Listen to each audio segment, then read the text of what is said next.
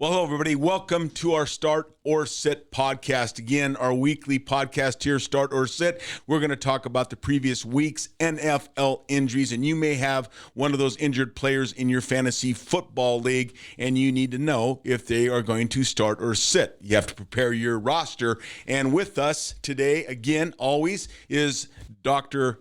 Christopher Hawkins, sports medicine specialist, orthopedic surgeon, and predictor extraordinaire. He's done a great job talking about the injuries and whether or not these players are going to start or sit. I'm Shannon O'Kelley. I'm a physical therapist, and we go back and forth discussing these players. The first player out of the chute that we're going to talk about today is our own local QB, Geno Smith, here with the Seattle Seahawks. Last week, I believe in midweek, before last Sunday's game, Geno was injured his groin mid-practice or midweek practice, and he set out last Sunday's game. We have a Monday night football game coming up this Monday against, we play the Eagles. That's your team, Dr. Hawkins.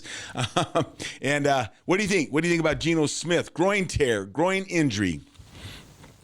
Yeah, so the good news for Geno is he's not facing that sort of sports hernia situation. This is an adductor strain, so the muscle, big thick muscle on the inside part of the thigh where it comes in and attaches to the pelvis.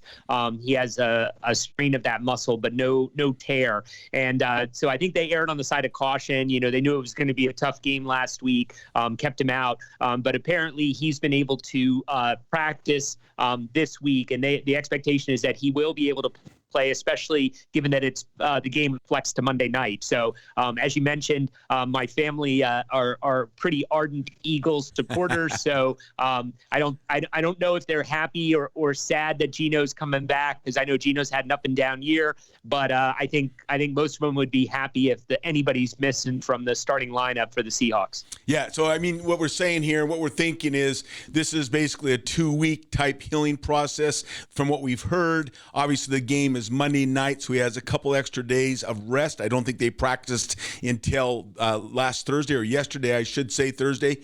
And so he's probably going to play. Is that what you're thinking? Yeah, it looks like a good opportunity now, because they're still, as you know, Shannon, this time of year, they'll start to change things up depending upon chance of making the playoffs. And since they're still, they've still got a puncher's shot here to get in, I think he does give them a good opportunity. So I would play him. For all our Seahawks fans out there, the interesting thing is I think Drew Lock kind of looked relatively decent last week, and I think they'd also love to see him, actually see some reps ahead of the end of the season to see how he plays. But I don't think they'll muck with their regular lineup unless they have to, unless they fall out of the playoff picture. Yeah, I agree. But use caution when you're looking at Geno Smith this weekend, or this Monday night, I should say, if he's your starter. But most likely he's going to play. That's what you're thinking. That's what we're thinking. I would agree. The next player up is Jerome Ford, running back, Cleveland Browns. He has a wrist injury, and so let's see what's going on. X-rays revealed no fracture of the wrist. He could still be dealing with kind of a wrist, I would call it a sprain, strain type situation. What do you think coming up to week 15 for him? Yeah, so obviously, like you said, Shannon, they were able to make sure no fractures. For our listeners out there, the wrist is a pretty complex joint with 8 separate bones in between the end of your forearm and the beginning of your hand, and so that relies a lot on ligaments, which are the ropes that hold all those bones together. And the impression is that he sprained those ligaments. Now, depending upon which one, some of those recover quicker than others. And with him being a running back, his grip on the ball is going to be very important.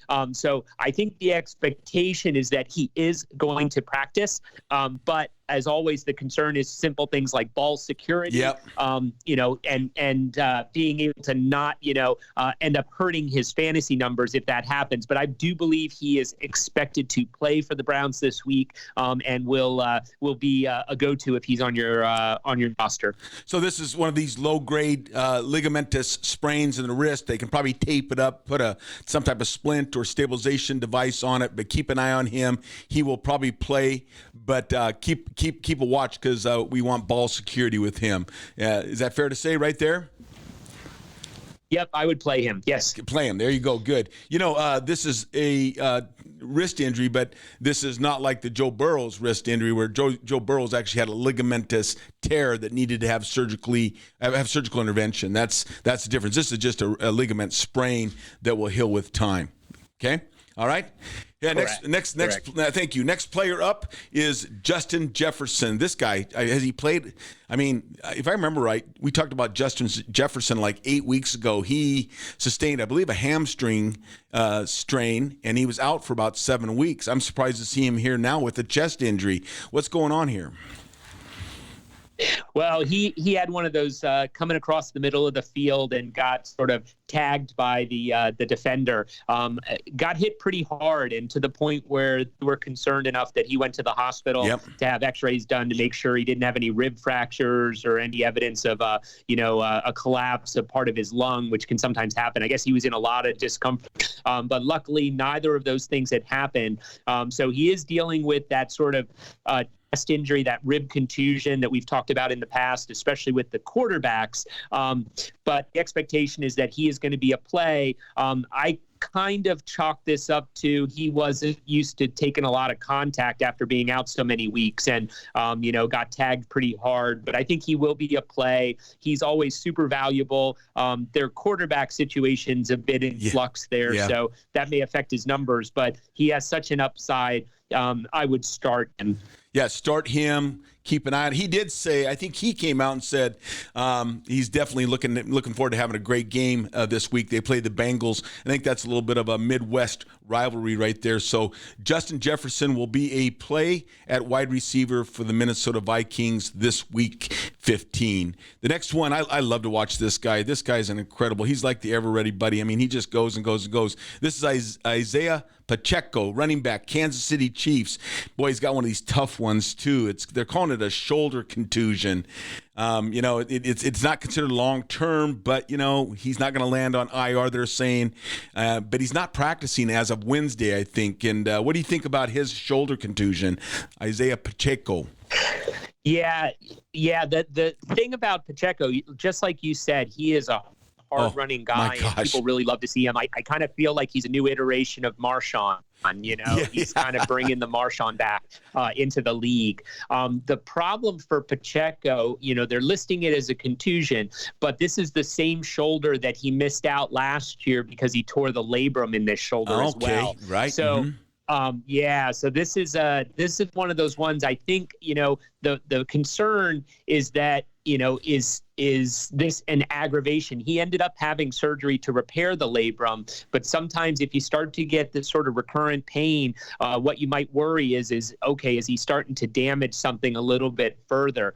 So given his style of playing, I think he is going to be a sit this week, because even if they do get him in just a little bit, I don't think he's going to be putting up significant numbers. And if he is on your fantasy team, it is crunch time, just a few more weeks in the season. So I think you have to be a little prepared that he may sit a little more than expected the next few games to try to rest him as much as possible for their anticipated playoff run. Yeah, that's a good point. They want to sit him, get him rested, make sure he's healthy going in. I think they have a spot secured right now. If I'm right, Kansas City has a spot in the playoffs. If I recall seeing kind of the status and the reports on the playoff potential, they were not happy, by the way, at the end of the game with the Bills on that offside call. So I think Kansas City Chiefs are going to be out for revenge here this weekend, but Pacheco will most likely be a sit, but keep an eye on him.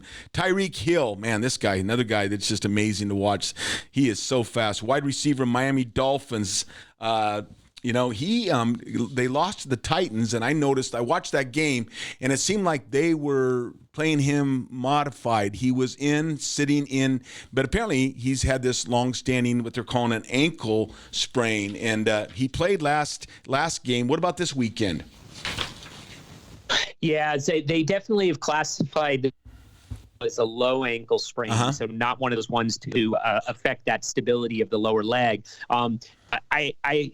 100% agree with what you saw, Shannon. It was interesting that they put him in modified positions, especially with that game being so close. So I actually think that this injury, even though it's a low ankle sprain, is something somewhat significant, because I think even they could have run him a few plays as a decoy, and he was still, they didn't even do that. So I think I would hesitate to play him, even though he's super, super, super productive. It might be a game time decision if he warms up, but the fact that they kept him out of a game that was a really bad loss for them, but yet was so close and he could have made the difference, I think he may be another one that they're trying to kind of nurse this because they know they're going to need him in the playoffs and they want him to be banged up. Yeah, I think McDaniels came out, the coach there came out and said he's a really important part of our team, and we don't want to risk further injuring him.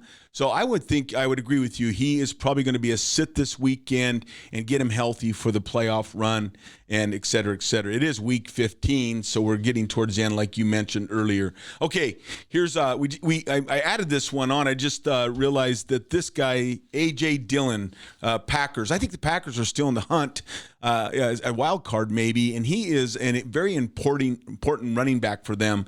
And I think he's got something going on with a hand or something. What do you know about A.J. Dillon?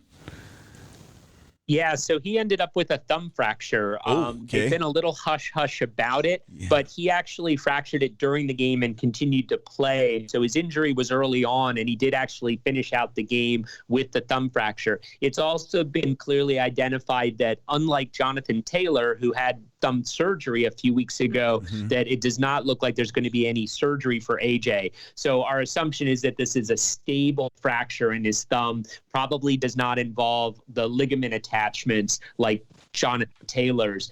So again, just like our other running backs, some of it's going to be ball security. They have Aaron Jones reportedly coming back. He's been kind of like Jefferson. He's been out of their lineup a lot this year.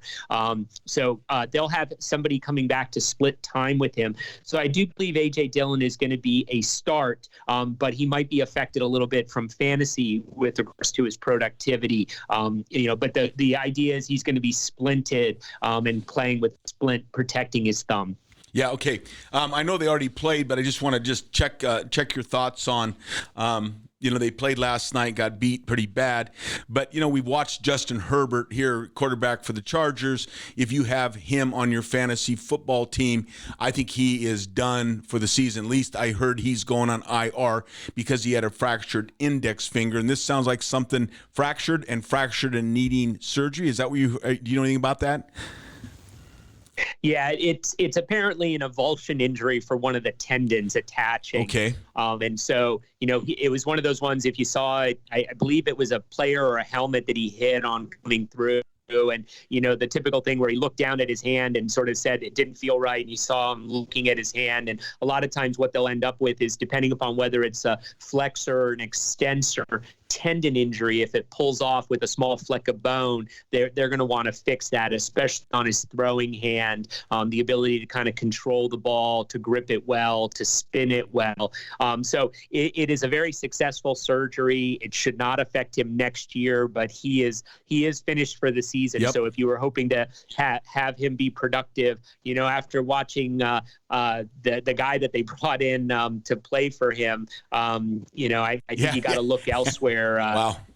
Yeah, I know I'd never heard of that guy before, and it turns out he was a North Dakota player after Carson Wentz and before Trey Lance. So he was the North Dakota quarterback between those two guys. He's been a backup in the league for 4 years, but I'd never heard of him before. Well, I feel bad for him. That was a rough start. I mean, they got beat pretty bad by the Raiders. I mean, that was a rough start for that new quarterback. I think his name is Stick or something like that. But man, that's tough. Easton Stick. Yeah. Easton Stick. Yeah. Yeah. It's a good name. That's a strong name, But I mean, he had a rough night. Hey, real quick, you mentioned you said an avulsion fracture, and just kind of like to dig down into this a little bit because for our listeners, what that means is basically the ligament actually stayed intact, but it pulled a chunk of the bone off. Usually somewhere along the joint line this kind of happens, but that fracture needs to be reset or reattached to where it broke off. And in the finger, you're not talking about big bones. These are not like femur and tibia. These are very small phalange, so to speak. From a surgeon, how do you guys do that? I mean, you got a fleck of a bone, you got to reattach it. Is that with a wire? Do you do what's the hardware? Sure. For a lot of years, it was just you had to put a smooth, small diameter pin through it, and you would pin the fracture back in place. But that was not particularly stable, so you couldn't rehab. You had to immobilize that person for a while and then start their rehab. So what's changed is some screws now are extremely small, to the point that if it's a big enough chunk of bone, you can put it back on with a small screw, which allows it to compress or hold the bone tightly together. And that will allow you to start motion and rehab sooner. The other option is if it's a very comminuted piece of bone, and meaning it's broken into little tiny pieces, but it's the attachment for the tendon or the ligament. Oftentimes we'll use what's called an anchor, which is almost like a tiny drywall anchor that would fit inside the bone where that ligament or tendon had come off from, but then has sutures attached to it, which you can weave into the tendon or the there firmly, okay. Because you don't have that because you don't have that piece of bone to compress it. Amazing stuff. I'm always amazed what you all do in your work, and how you put these things back together, and the technology, the advancements that we're seeing in medicine, and how fast people and athletes can return to play with this minimally invasive surgery, and again, just the biologics and the technology. It's great talking to you, Dr. Hawkins. And once again, I want to thank you for a fantastic discussion on the players that may start or sit for Week 15 in the NFL. And until then, good luck this weekend, and we'll talk to you next week. All right. Take care, Shannon. Yeah, take care. Have a good one.